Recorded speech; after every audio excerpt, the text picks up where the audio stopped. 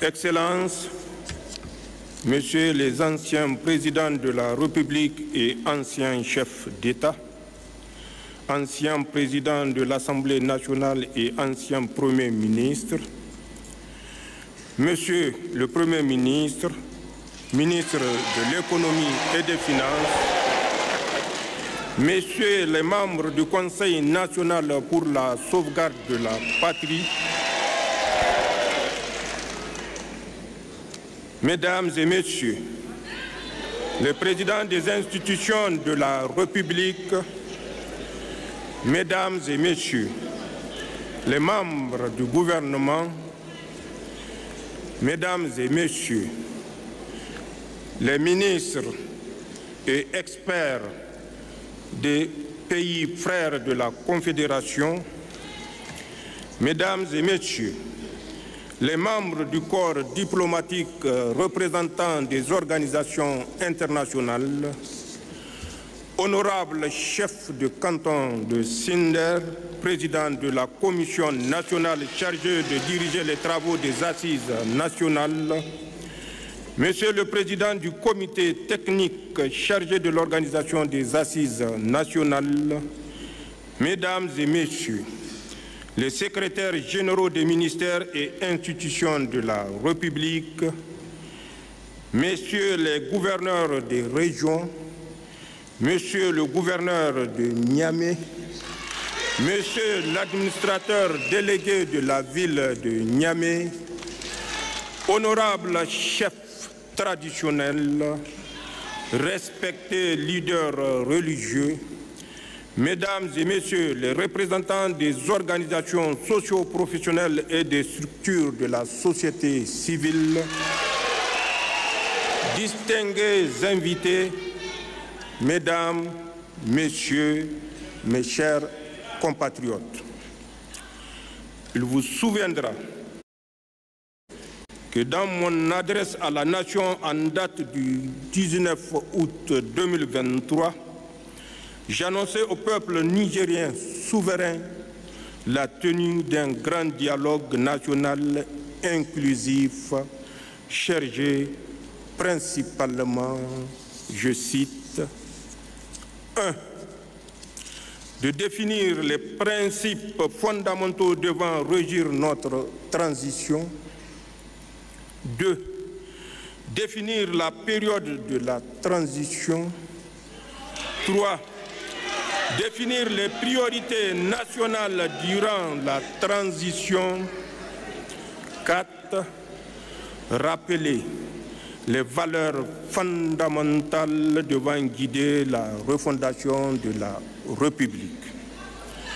Mesdames et Messieurs, ce dialogue que nous aurions voulu tenir au lendemain de la prise du pouvoir par le Conseil national pour la sauvegarde de la patrie s'ouvre finalement en ce jour 15 février 2025 par la volonté d'Allah subhanahu wa ta'ala, à qui nous rendons grâce de nous avoir permis de tenir la promesse faite au peuple nigérien.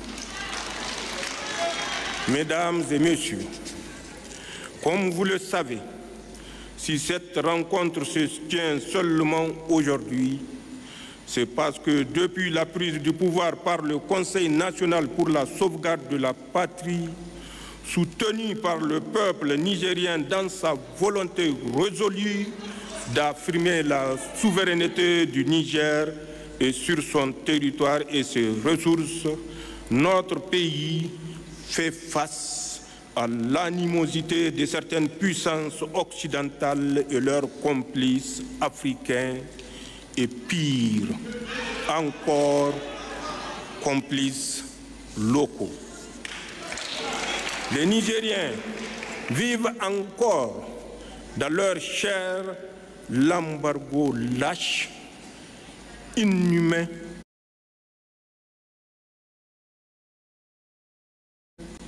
illégal, ainsi que la menace d'une guerre militaire contre leur pays décidée par la CEDEAO sous influence sur injonction de la France. Ils ne l'oublieront jamais. Et c'est pour cela, comme un seul homme, je n'en doute pas, ils s'investiront pour que ces assises réussissent au bénéfice du Niger et de ses vaillants peuples.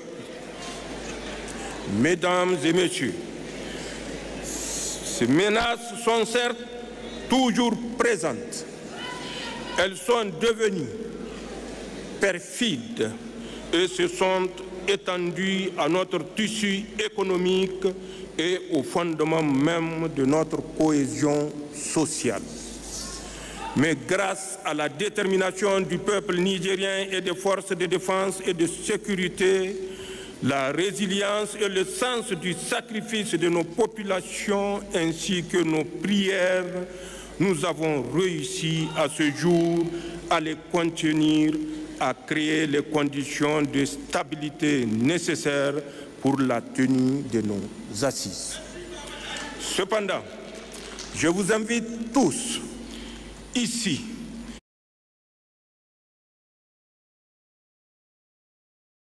et partout ailleurs sur l'ensemble du territoire national et dans notre confédération, à plus de vigilance pour préserver notre sécurité et pour faire échec aux manœuvres sournoises de déstabilisation venant de nos ennemis. Chaque Nigérien, chaque citoyen de la Confédération doit se conduire en digne soldat, défenseur de la patrie, de notre espace commun. C'est cela notre devoir envers nos familles, envers nos proches, envers nos pays. Mesdames et messieurs, en parlant de défenseurs de la patrie, je vais une fois de plus rendre un vibrant hommage à nos forces de défense et de sécurité et à notre vaillant peuple qui continue de se battre pour notre souveraineté et notre dignité dans l'honneur et la victoire certaine à venir, Inch'Allah. Je vais également, en ce jour solennel, prier pour le repos des âmes de toutes nos victimes militaires et civils de ce terrorisme barbare qui nous est injustement imposé et souhaiter prompt rétablissement aux blessés. Amin. Je vais enfin exprimer ma sincère reconnaissance à tous nos compatriotes, à nos frères de la Confédération AES et d'Afrique, à tous ceux qui se sont mobilisés pour nous soutenir dans l'adversité et pour la refondation de notre patrie. Je veux leur dire qu'ils méritent tous d'être participants aux assises qui débutent aujourd'hui à Niamey. Mais je reste aussi convaincu qu'ils vont continuer, peu importe le lieu ou la place qu'ils vont occuper, à soutenir le processus historique en cours et au Niger et dans les pays de l'AES, car c'est une question de souveraineté et d'engagement patriotique. Labousanino Zanchank Assani. Au-delà de la simple participation ou non à des assises, quelle que soit par ailleurs leur importance, c'est surtout de notre survie en tant que pays et de nos intérêts communs dont il s'agit. C'est donc le moment de vous inviter chacun et tous, chers compatriotes, à ne pas rester à la marge ou de vous auto-exclure de ce mouvement historique qui sera gravé dans les annales de notre cher pays. J'instruis par conséquence le gouvernement de continuer à œuvrer pour associer encore davantage nos compatriotes à la tenue de nos assises en initiant des procédés innovants pour un dialogue national inclusif et réussi. Mesdames et Messieurs, à l'endroit des participants aux assises, je veux que vous avez été désignés par vos structures respectives, mais désormais, vous devez vous comporter en digne fils du Niger, grand défenseur de valeurs nigériennes et de seuls intérêts du pays. Vous devrez, par conséquent, vous départir de tout corporatisme, de tout esprit de clan et de tout égoïsme pour vous mettre au service de l'intérêt général. Je vous exhorte donc à vous élever au niveau de la confiance placée en vous par le peuple nigérien et de responsabilités qui sont désormais les vôtres. Dans chaque parole prononcée et dans chaque acte posé, vous devez avoir à l'esprit les sacrifices consentis par notre peuple et ses attentes légitimes dans un nouveau départ, afin que cette fois, nous posions véritablement les bases inébranlables d'un avenir meilleur, de stabilité politique et de progrès économique et social pour tous. C'est dire qu'à la différence de ce que les Nigériens ont connu par le passé, les présentes assises ne peuvent pas se réduire à une tribune de promotion personnelle, de positionnement politique, de règlement de compte, de critiques acerbes, injustifiées et de tremplin pour une conquête du pouvoir à venir. Elles doivent plutôt être un moment d'échange constructif qui va fédérer tous les Nigériens pour l'atteinte de nos objectifs communs d'unité nationale, de cohésion sociale, de justice sociale, de paix, de sécurité et de progrès socio-économique. Je profite alors de cette occasion exceptionnelle pour dire à tous nos concitoyens de l'AES qui sont instrumentalisés par des puissances étrangères pour poser des actes terroristes d'un autre âge, pour infliger d'indicibles souffrances à leurs frères, que nous sommes disposés à les aider à s'en sortir pour que la paix revienne dans nos villages, nos campagnes. Le moment est venu pour que l'homme africain, le Sahélien, prenne son destin en main et profite des immenses richesses de la terre de nos ancêtres sans aucune ingérence extérieure. Le moment est venu de construire au lieu de détruire.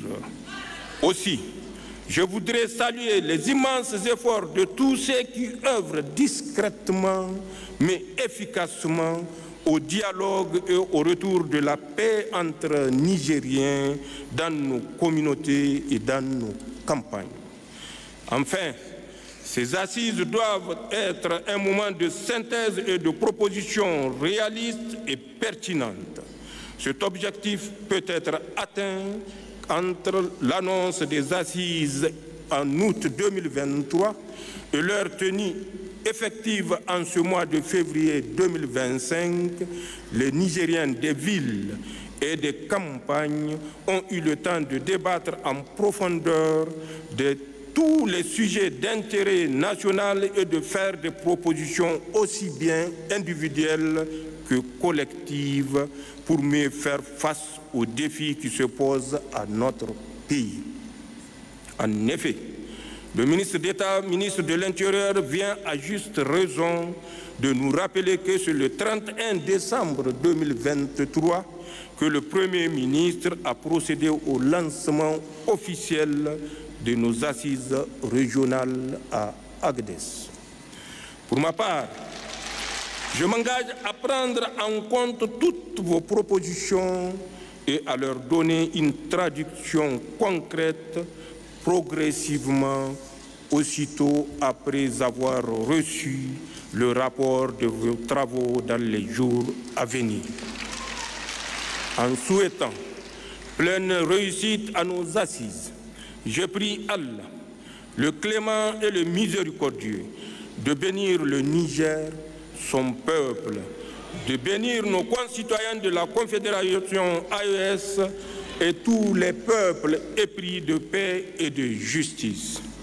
Que ces assises apportent le meilleur au peuple nigérien qui le mérite tant. Vive le Niger, vive la Confédération AES, Labou Sandino, Zanchan Assanou, je vous remercie.